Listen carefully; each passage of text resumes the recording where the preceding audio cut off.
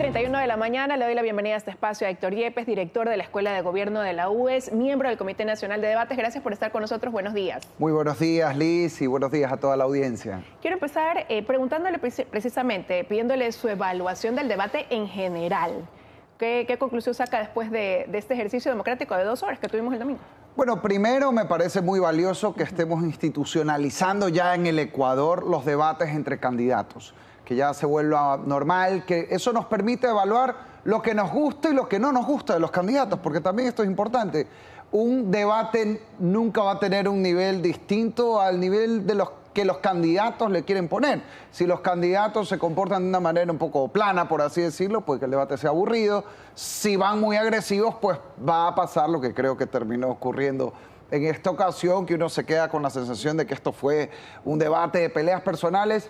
Creo que el formato, que podemos hablar, por supuesto, de eso, puede ayudar a cambiar eso, pero no sé hasta qué punto. Pongo un ejemplo. En Estados Unidos hace poco, el debate Donald Trump versus Kamala Harris, el comentario era: qué agresivos los candidatos, no hubo muchas propuestas, solo se pelearon. ¿Por qué? Porque fueron a eso. Entonces, creo que es un buen ejercicio que depende mucho de la actitud de los candidatos, y eso permite a la ciudadanía también evaluar no solo las propuestas, sino el carácter, la personalidad de quienes aspiran a presidir el país. Más allá quizás del formato, dependerá del candidato aprovechar esta palestra de 2 horas para que su estrategia cale quizás en ese electorado al que quieren captar, porque ya cada candidato tiene un electorado que lo va a respaldar en la segunda vuelta, así como lo hizo en la primera, pero hay un porcentaje de indecisos. Así es, y en esto esta elección es atípica, no es la primera vez en la historia democrática del país desde el 79, en que en la primera vuelta los dos candidatos concentran el 88%, o sea, casi 9 de cada 10 ecuatorianos que eligieron a alguien en primera vuelta ya votaron o por Daniel Noboa o por Luisa González. Por tanto, si uno está en el equipo de campaña de los candidatos, realmente el debate no va dirigido a ese segmento, sino a ese 12% más los nulos, blancos y ausentes, que tienen que ahora tomar una decisión. Y hay que pensar también las estrategias de los candidatos, pues que no le guste al anticorreísta o al antinoboísta, pero no es realmente la audiencia, menos los analistas tampoco, ¿no? Y antes de entrar quizás detalladamente a estas innovaciones que tuvo este debate, con estos cambios que se hicieron, porque siempre va a ser perfectible, ¿no? Y lo hemos venido analizando cada 4 años desde que se puso en práctica esta herramienta. ¿Fue mejor que el de la primera vuelta? Creo que sí, primero por una sencilla razón. Hay dos candidatos, sí. O sea, aquí claro, se pudo ver con amplitud. Yo creo que esto es importante. A veces nos enfocamos mucho en las propuestas, que para mí faltaron propuestas de los candidatos. Yo coincido en eso. Pero también es importante ver la personalidad. Porque cuando alguien se sienta en Carondelet, siempre tiene alrededor a gente que puede saber más de economía, de derecho, de políticas públicas, de petróleo, de energía. Pero al final, esa persona es la que toma las decisiones. Y por tanto, conocer la personalidad de los candidatos, que creo que este debate sí ayudó mucho a ver eso, es vital para tomar una decisión, porque al final del día muchos problemas terminan ocurriendo en el Ecuador, más que por falta de precisiones técnicas de los presidentes, por su falta de control emocional o por complejos no resueltos que tienen. Ya cada uno podrá evaluar eso frente a los candidatos de esta elección. ¿Qué siente que permitió a lo mejor en este debate el dar paso a estas preguntas cerradas de sí o no, más allá que después tenían un tiempo también para argumentar ese sí o no? Yo creo que esto fue una reacción a los comentarios sobre debates anteriores. Yo recuerdo en debates anteriores, yo no fui parte de los comités de debates en las presidenciales anteriores, pero la gente decía: esto no es un debate, esto simplemente parece una entrevista a 2 personas, ¿no? O sea, pregunta, respuesta, ni se miran, no se atacan, la gente decía medio aburrido. Creo que ahorita se fue al otro extremo. Pocas preguntas. De hecho, aclaro esto, el comité de debates que yo integro, nosotros no hacemos el formato lo hace el CNE por ley.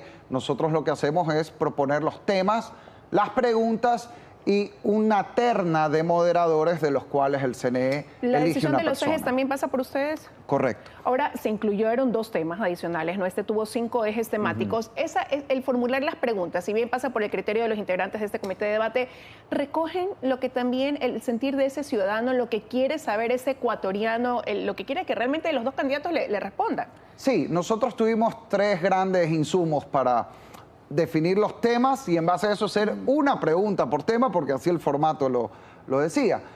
Primero, ver los planes de gobierno de ambos candidatos. Segundo, recibimos pues decenas de propuestas de academia, organizaciones de la sociedad civil sobre distintos temas. Y tercero, le pedimos nosotros al CNE, hagan una encuesta. Hicieron una encuesta y recibimos las propuestas de 2.000 personas, ciudadanos de a pie, y de ahí salieron estos temas. Y mira qué interesante, en debates anteriores, el tema de educación no había merecido un solo bloque entero, pero salió justamente de la ciudadanía. Ahora, aquí también hay que balancear lo urgente con lo importante y lo estructural para el país. Claro, hay temas como la seguridad que son urgentes, importantes y no se pueden obviar, pero hay temas que a veces no salen en el top de preocupaciones ciudadanas, por ejemplo, seguridad social.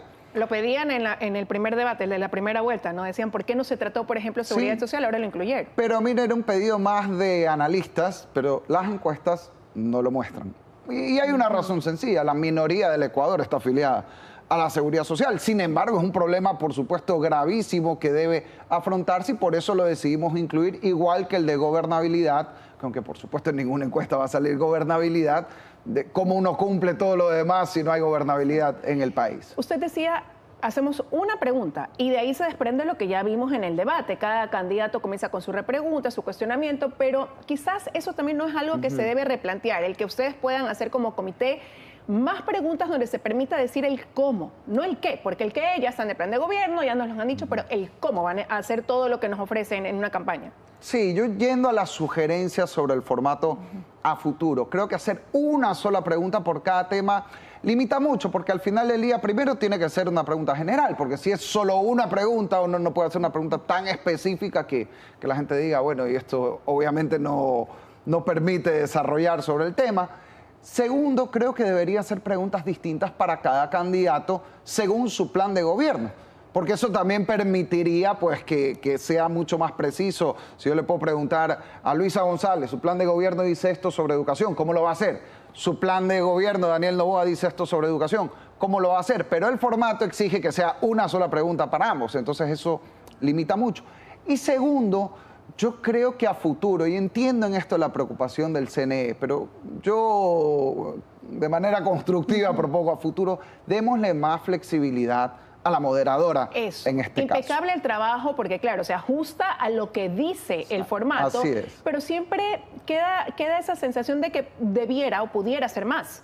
Por ejemplo, cuando hay estos ataques agresivos, cuando se salen de la línea, no contestan lo que dicen, poder intervenir y regresar a los candidatos y mantener además lejos quizás ciertos temas que deberían ser considerados como un candado. No meterse con la familia, por ejemplo, blindar de cierta forma y ajustarlos a lo que queremos ver los ecuatorianos. Sí, yo creo que en eso hubo un buen ejercicio en la Universidad de Ecotec en el debate legislativo. Debate que no es obligatorio, lo moderó Andrea Bernal, hizo un gran trabajo y había, no recuerdo el número exacto, pero por lo menos había unos 10 candidatos presentes, o sea, había este problema. Pero ese debate no se regía el formato del CNE. Correcto. ¿Y qué es lo que sí pasaba? Ella tenía un banco de preguntas, las cuales iba eligiendo cada una un poco en el momento, porque pretender de entrada, ok, esta es una pregunta, o estas son las 2 preguntas que voy a hacer, cuando a lo mejor digamos que en el tema 4 resulta que ya hablaron mucho sobre eso. Entonces hay que tener un margen para poder improvisar. Yo creo que, y esta es mi principal propuesta a futuro, si ya hay un filtro para elegir a la persona que va a moderar, porque se pasa varios filtros para llegar hasta eso, bueno, entonces confiemos en esa persona, en que pueda tener mucha más soltura para moderar el debate de verdad, para hasta improvisar preguntas dentro de los temas y así poder llevar una conversación más fluida como es en otros lados este tipo de debates. Para ese moderador ustedes proponen una terna, el CNE propone otra y de ahí se escoge. El procedimiento es nosotros proponemos una terna al CNE y de esa terna el pleno del CNE elige un nombre. Y yo creo que en esto Ruth del Salto se ajustó al formato. O sea, realmente ella cumplió lo que el formato le exigía, igual que nosotros al hacer las preguntas cumplimos lo que el formato nos exige. De lo que hemos visto, siempre buscan que ese moderador sea un periodista, que debe tener y tiene la capacidad de cuestionar, de conocer, de preguntar.